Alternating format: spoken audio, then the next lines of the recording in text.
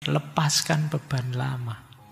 Coba dicek ya, yang paling membebani pikiranmu dan tidak produktif. Sisihkan dulu. Jadi yang ini, Pak, saya tiap hari overthinking tentang ini saja. Dan tidak progres dan tidak produktif juga, pinggirkan saja dulu. Ini namanya melepaskan beban lama, termasuk hubungan. Hubungan itu dengan teman, dengan sahabat. Pak, teman saya ini toksiknya luar biasa. Pak, sumpek aku, Pak. Ya sudah, pending dulu. Bukan berarti tidak berteman lagi. Ambil jalan untuk melepaskannya.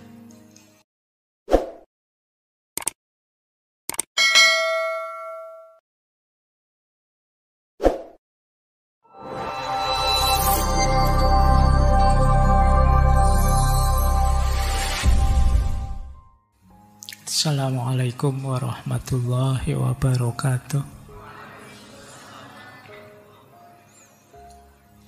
Bismillahirrahmanirrahim.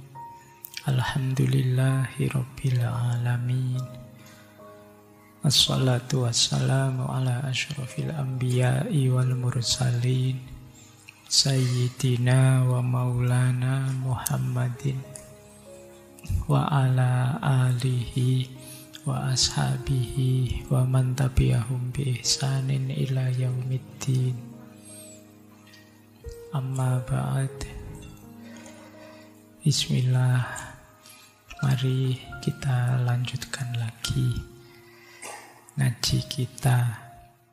Baik, kita mulai saja ya, biar tidak lama-lama. Tapi sebelum masuk ke kitab, saya sedikit ingin membahas ini.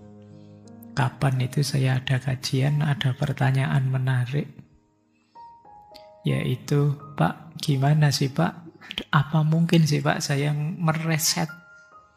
Kan kita kayak HP itu loh, kalau sudah tidak karu-karuan, isinya sudah dipakai, sudah seret, sudah ruwet. Daripada sumpek-sumpek terus kita reset. Jadi kita kembali ke settingan awal lagi. Memulai hidup yang baru lagi. Saya sering ditanya juga oleh teman-teman, biasanya yang muda-muda, Pak, saya kalau begini bisa enggak Pak? Saya begitu mungkin enggak Pak? Itu biasanya kalau masih muda saya jawab, alah jalan saja. Nanti kalau meleset ya balik lagi. Wong masih muda, coba saja menjelajah kemana-mana. Enggak usah terlalu banyak overthinking. Wong masih muda saja kok. Coba di situ, nanti kalau enggak cocok ya ganti. Kalau tidak cocok ya balik lagi. Kalau ruwet, seruwet-ruwetnya ya di reset gitu aja. Nah, ini menarik pertanyaan mereset itu. Jadi gimana sih caranya mereset hidup itu? Gimana kita kayak di pom bensin itu kembali ke nol itu gimana caranya? Kalau saya yang pertama tentu saja kita harus berhenti sebentar. Tidak mungkin kita mereset sambil lari. Jadi kita mundur sebentar, luangkan waktu sebentar, terus hentikan sebentar rutinitas kita sehari-hari. Nah, ini untuk apa? Refleksi. Untuk memberi ruang jeda, ruang kosong. Lah kalau kita tidak berhenti, gimana kita bisa kembali? Kalau kita jalan saja terus, tidak ada berhentinya, ya gimana kita bisa mendeteksi mana yang pas, mana yang tidak pas, mana yang masih sesuai, mana yang belum. Tapi berhenti sebentar ini tidak kok terus sekedar berhenti ya. Kalau sekedar berhenti, ya banyak di antara kalian tiap hari sudah berhenti. Rebahan saja kerjaanmu tiap hari ya. Nah, kalau kesibukanmu hanya rebahan, ya berhenti sebentar dari rebahannya untuk merenungi hidupmu. Jadi setelah berhenti, terus kalian evaluasi diri. Apa sih yang saya inginkan? Apa sih yang saya rindukan? Mengapa kok saya rasanya tidak in dengan hidupku sendiri? Kenapa saya merasa hampa? Kenapa sih saya rasanya tidak berarti, tidak bermakna?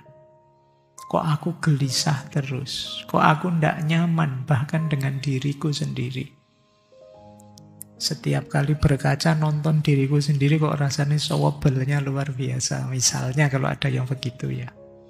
Nah, coba kalian evaluasi.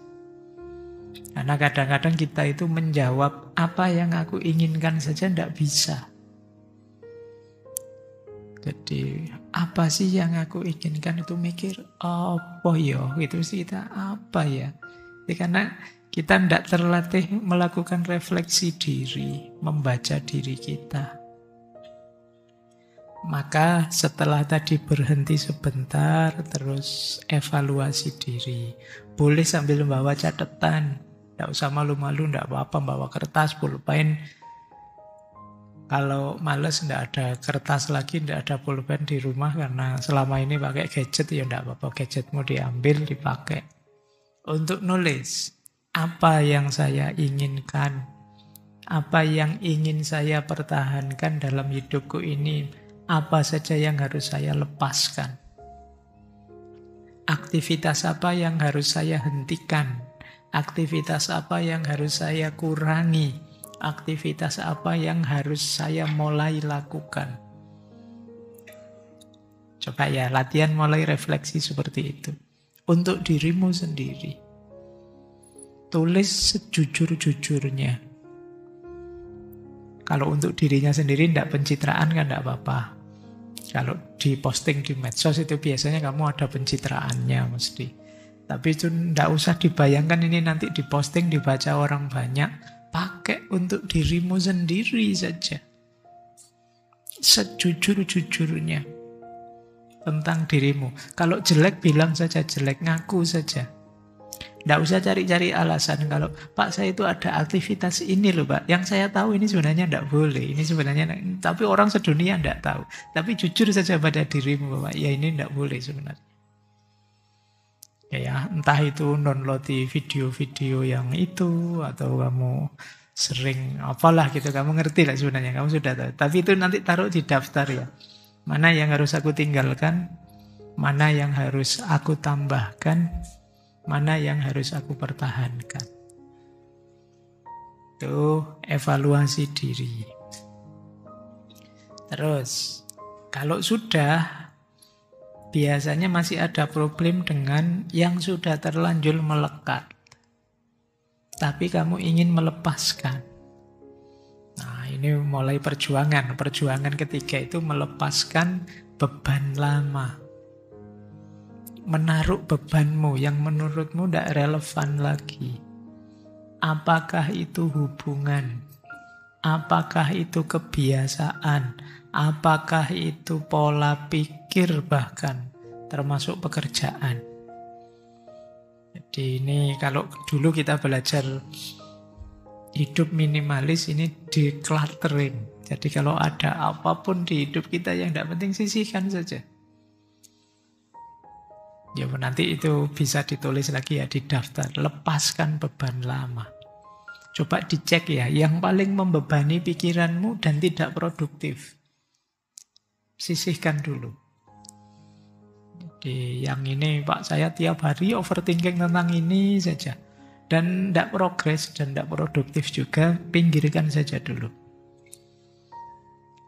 Ini namanya melepaskan beban lama. Termasuk hubungan. Hubungan itu dengan teman, dengan sahabat. Pak teman saya ini toksiknya luar biasa. Pak sumpek aku Pak. Ya sudah pending dulu. Bukan berarti tidak berteman lagi. Ambil jalan untuk melepaskannya. Ya nanti kalau kembali lagi, kalau kalian sudah hebat lagi, sudah kuat.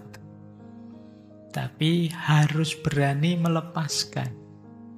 Kalian yang tidak berani melepaskan ya akan tetap dengan beban lama yang tidak selesai-selesai. Oke, ini kalau di tasawuf itu ada istilah taholli, pembersihan, bersih-bersih. Termasuk sekedar pikiran. Kalau sudah yang keempat, ini tahalli, mengisinya dengan hal-hal yang positif. Yang pertama apa? Tentukan arah. Tentukan ulang arahnya. Kalian ingin apa sekarang? Ingin menuju kemana?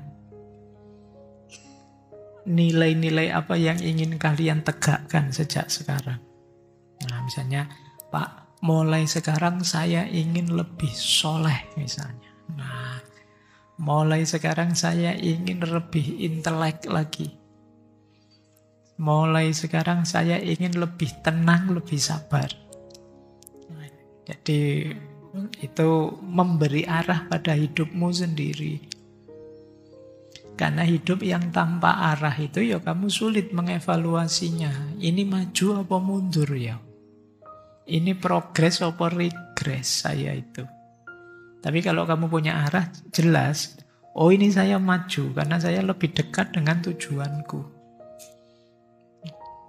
Maka menentukan arah jadi kunci. Saya agak sakit-sakitan, Pak. Mulai sekarang saya akan memulai hidup sehat. Makanan sehat, olahraga, kebiasaan yang buruk ditinggalkan misalnya. Ini namanya meriset dengan menentukan ulang arah yang ingin kita tuju.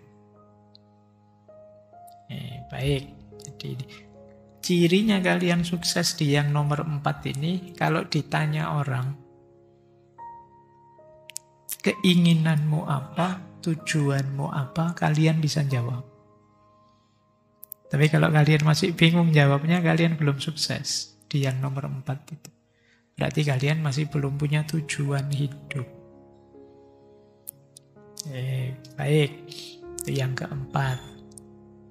Yang kelima,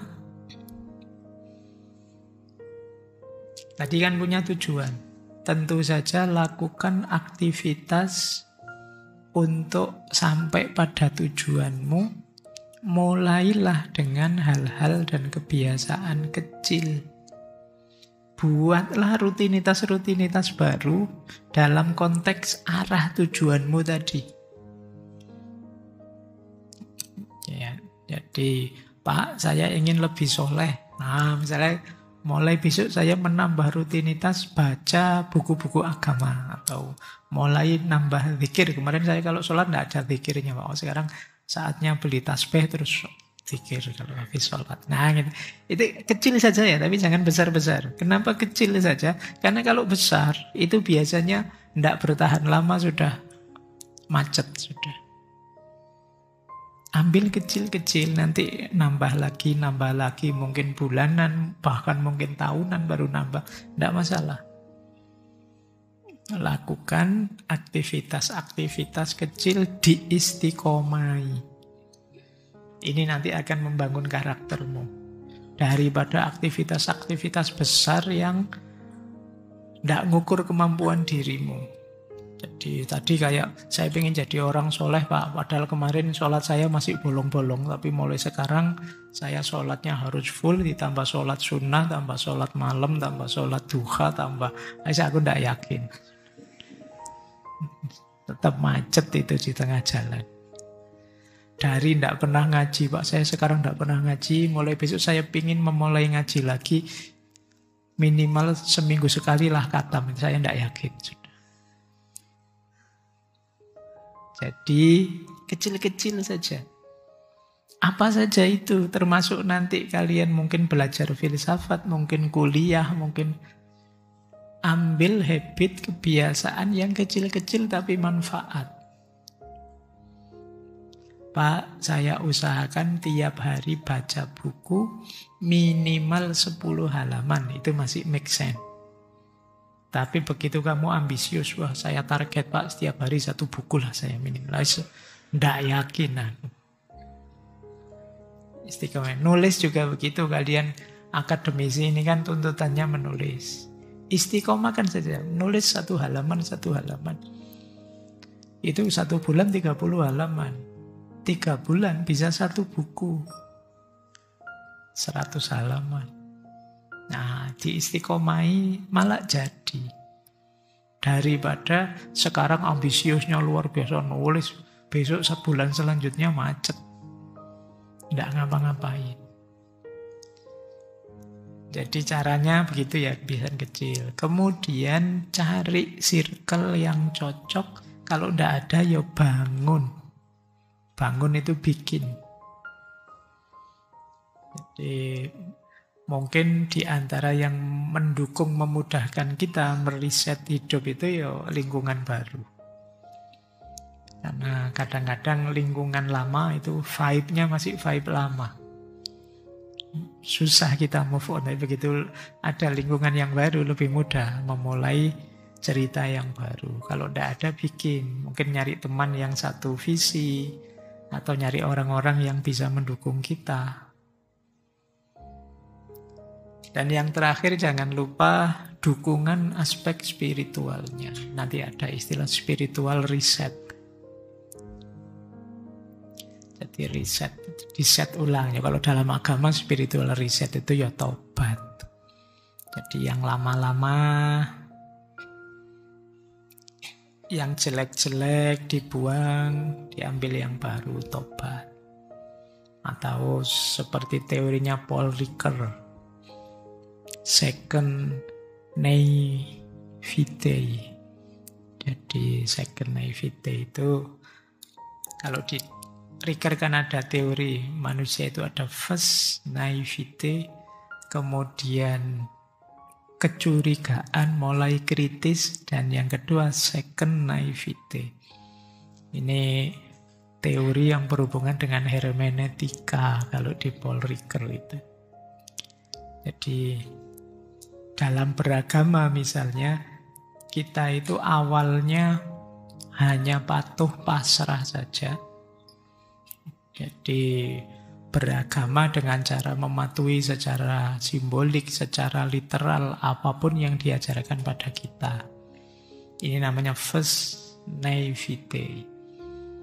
Terus kemudian karena pikiran kita tambah pinter berkembang, kita mulai bertanya-tanya, mengapa sih kok ini saya lakukan? Mengapa sih kok begitu? Apa sih gunanya? Ini fase namanya suspicious. Fase ingin tahu. Kayak dulu loh, kalian ini kan hampir semua misalnya muslim, itu kan awalnya karena orang tuamu muslim saja. Terus ikut-ikutan. Disuruh sholat ya sholat, disuruh puasa ya puasa. Tapi sekarang jadi mahasiswa mulai bertanya-tanya. Jadi, kenapa saya harus melakukan itu? Apa alasannya? Apa dasarnya? Nah, terus kalau sudah ketemu jawabannya, biasanya masuk ke fase second naivete tadi.